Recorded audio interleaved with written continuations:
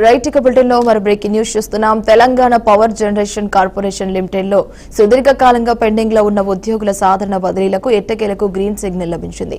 ప్రభుత్వ పరంగా బదిలీలపై ఉన్న నిషేధాన్ని సడలించడంతో 2025 నుండి 2026 సంవత్సరానికి గాను రాష్ట్ర జోనల్ క్యాడర్ ఉద్యోగుల బదిలీ ప్రక్రియకు టీజీ జెన్కో శ్రీకారం చుట్టింది. ఇంజనీరింగ్ అకౌంట్స్ సర్వీసెస్లకు చెందిన ఉద్యోగుల సాధారణ బదిలీలకు సంబంధించి యాజమాన్యం స్పష్టమైన మార్గదర్శకాలనైతే విడుదల చేసింది.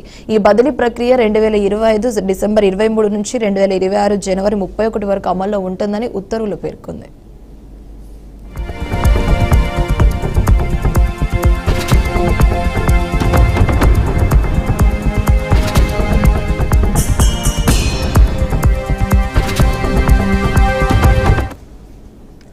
ఇక 2025 మార్చి 31 నాటికి కార్పొరేట్ కార్యాలయంలో కనీసం 10 సంవత్సరాల సేవ పూర్తి చేసిన ఉద్యోగులకు తప్పనిసరిగా బదిలీలు వర్తిస్తాయని స్పష్టం చేసింది. అదే సమయంలో పవర్ స్టేషన్లో నిధులు నిర్వర్తిస్తూ కార్పొరేటర్ కార్యాలయానికి బదిలీ కోరుకునే ఉద్యోగులు కనీసం 15 సంవత్సరాల సేవ పూర్తి చేసి ఉండాలని నిబంధనగా స్పష్టం చేసింది. గతంలో బదిలీ పొందిన ఉద్యోగులు కనీసం 4 ఏళ్ల సర్వీసు పూర్తి చేసిన తర్వాతే మరోసారి బదిలీకి అర్హులవుతారని మార్గదర్శకాల్లో పేర్కొన్నారు.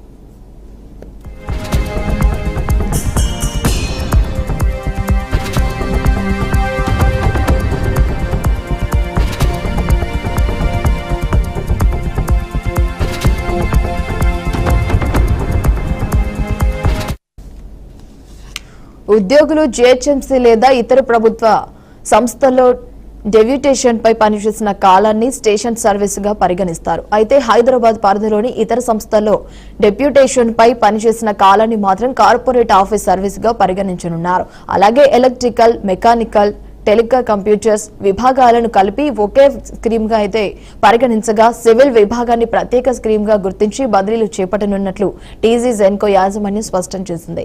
రైట్గా ఇదే అంశానికి సంబంధించి మరింత సమాచారం మా బీఆర్కే ప్రతినిధి శ్రీనివాస్ ఫోన్ ద్వారా అందిస్తారు. శ్రీనివాస్, చెప్పండి, దీనికి సంబంధించి అప్డేట్స్ ఏంటి?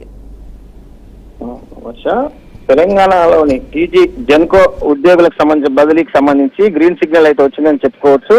2025-26కు సంబంధించినటువంటి సాదా బదిలీల ప్రక్రియ ప్రారంభమైందని కూడా చెప్పుకోవచ్చు. ప్రభుత్వ బదిలీలు నిషేధించిన సడలిని జెన్కో కీలక నిర్ణయం తీసుకుంది. డిసెంబర్ 23 నుంచి జనవరి 31 వరకు బదిలీలు ఉంటాయనేది కూడా చెప్పడం జరిగింది. దీనికి సంబంధించి కార్పొరేట్ సంబంధించిన ఆఫీసుతో పాటు 10 ఏళ్ల సర్వీస్ తప్పనిసరి అంటూ కూడా నిబంధనలు కూడా ఉన్నటువంటి పరిస్థితి. పవర్ స్టేషన్ నుంచి కార్పొరేషన్ వరకు 15 ఏళ్ల సేవలు, 4 ఏళ్ల సర్వీసును తద్వారానే మళ్లీ బదిలీకి కూడా అంటూ చెప్పినటువంటి పరిస్థితి. ఇంజనీరింగ్ అకౌంటెంట్స్ ఉద్యోగులతో పాటు మార్గదర్శకాలు విడుదల చేయడం కూడా జరిగింది. దీనికి సంబంధించి ఎలక్ట్రికల్, ఎలక్ట్రానిక్, టెలికాం ఒకే స్కీమ్ గా బదిలీలు చేస్తారంటూ సివిల్ విభాగం ప్రత్యేక స్కీమ్ ఏర్పాటు చేస్తారనేది కూడా ఈ నిబంధనల్లో చెప్పడం జరిగింది. దీనికి సంబంధించి గత కొంతకాలంగా అంటే జెన్కో సంబంధించినటువంటి టీజీ జెన్కోలో బదిలీలకు సంబంధించి కొంతకాలంగా దాని మీద నిషేధించడం వల్ల ఇప్పటికీ గ్రీన్ సిగ్నల్ ఇవ్వడంతో తెలంగాణ